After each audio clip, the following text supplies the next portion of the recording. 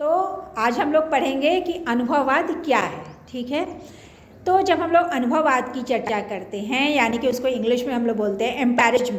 ठीक है, तो अनुभववाद क्या है? तो अनुभववाद की चर्चा हम लोग सोर्स ऑफ नॉलेज में करते हैं। ज्ञान के स्रोत क्या है, अर्थात ज्ञान की उत्पत्ति किस तरह से होती है, ज्ञान हमारे अंदर किस प्रकार से आता है।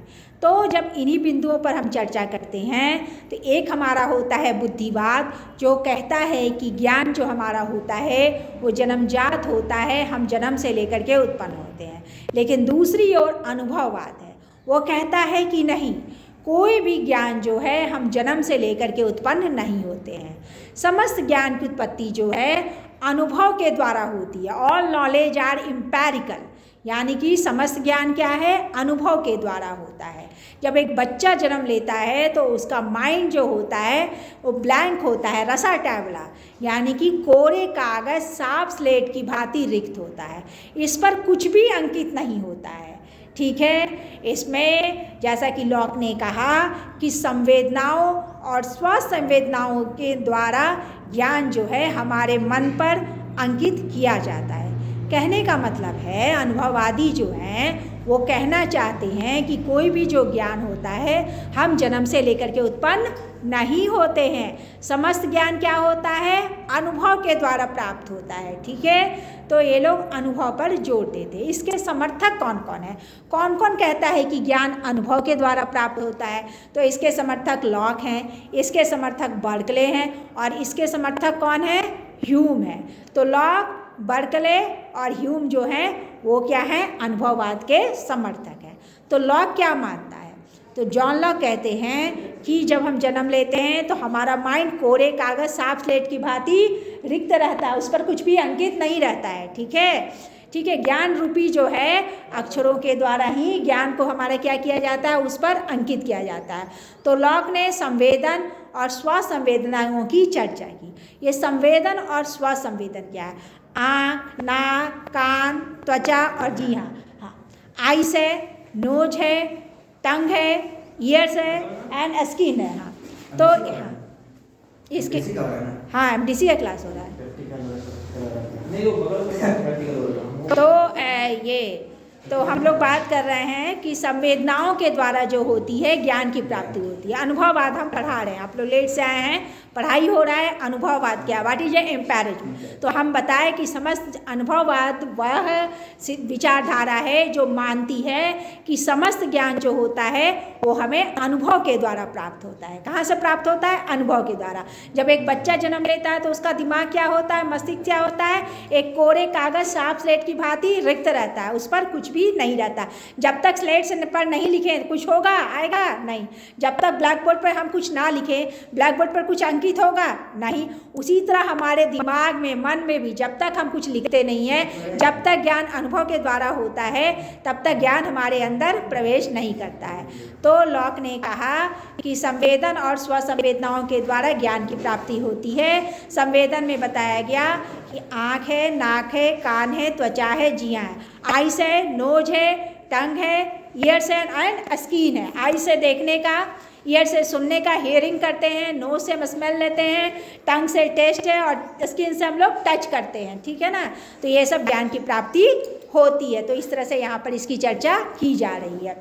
तो और स्वसंवेदन क्या होता है? स्वसंवेदन में मन को जो प्रेम की अनुभूति, जो क्रोध की अनुभूति, जो जेलसी की अनुभूति या सुख दुख आदि की जो अनुभूति होती है उसको हम लोग स्वसंवेदनाओं के अंतर्गत पढ़ते हैं, समझते हैं। तो कैसे कहा लॉक ने, ज्ञान की प्राप्ति किसके द्वारा होती है? संवेदन और स्वसंवेदनाओं के द्वारा। देखकर, सुनकर, टेस्ट लेके, त्वचा के द्वारा जो भी महसूस होता है वो सब हमारा क्या है, वो सब हमारा ज्ञान के अंतर्गत ही आता है। और स्वसंवेदन के अंतर्गत मन को जो अनुभूति होती है। दूसरे हमारे जो अनुभववादी हैं वो बर्कले हैं। बर्कले ने कहा कि ज्ञान कहाँ है? तो ज्ञान आइडियाज के द्वारा होता है, ज्ञान प्रत्ययों के द्वारा होता है।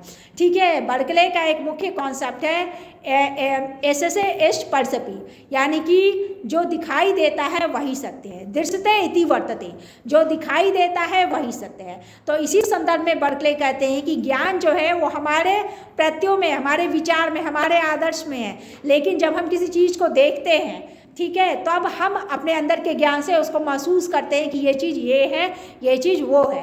तो बर्कले का जो थ्योरी ऑफ नॉलेज है वो आत्मनिष्ठ है, सब्जेक्टिव है, मतलब ज्ञान हमारे अंदर ही है, लेकिन जब हम किसी चीज़ को, बाहरी चीज़ को देखेंगे तो अपने अंदर के ज्ञान से तुलना करके बोलेंगे कि ज्ञान हमारा वही है। ठीक है, क्लियर हो गया। तीसरा हमारे ह्यूम है। ह्यूम जो है वो भी अनुभववादी हैं और वो कहते हैं कि जिस चीज़ को हम देखते हैं उसी का हमें, जिसका प्रत्यक्ष होता है, जिसको हम देखते हैं, जिसका अनुभव करते हैं, वही ज्ञान सत्य है।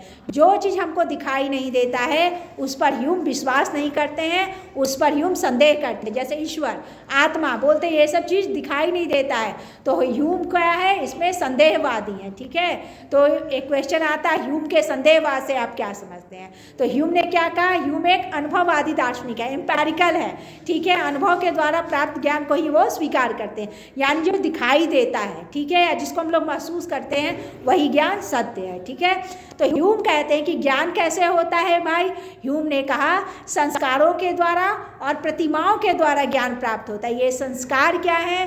तो संस्कार का मतलब होता है जो वो लॉक ने बताया था, संवेदन और स्वसंवेदन, इन दोनों को मिला के ह्यूम ने संस्कार कह दिया कि ज्ञान की प्राप्ति किससे होती है? संवेदन से। हम बता चुके हैं, आइज से देखने का, ठीक है, आइज, नोज, टंग, ठीक है, जो 5 हमारे इंद्रिय, आँख, नाक, कान, त्वचा, जी हाँ, तो इन 5 इंद्रियों से जो कार्य होता है, देखने का, सुनने का, टेस्ट लेने का, स्मेल का, त्वचा से स्पर्श का, ये सब हमारे संवेदन हो गए। स्वसंवेदन में मन को जो अनुभूति होती है वो संवेदन, स्वसंवेदन है। तो इन दोनों को मिला के ह्यूम ने संस्कार नाम दिया।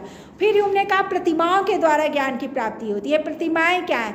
हम कोई भी चीज़ देखते हैं, सुनते हैं तो उसकी एक स्मृति रह जाती है, उसका एक मेमोरी रह जाता है। तो हमेशा हर कुछ को देखते नहीं है, लेकिन अपनी मेमोरी के द्वारा भी हम लोग ज्ञान को प्राप्त करते हैं। तो ह्यूम ने कहा ज्ञान की प्राप्ति 2 तरीके से होती है, एक संस्कारों के द्वारा होती है और एक प्रतिमाओं के द्वारा होती है।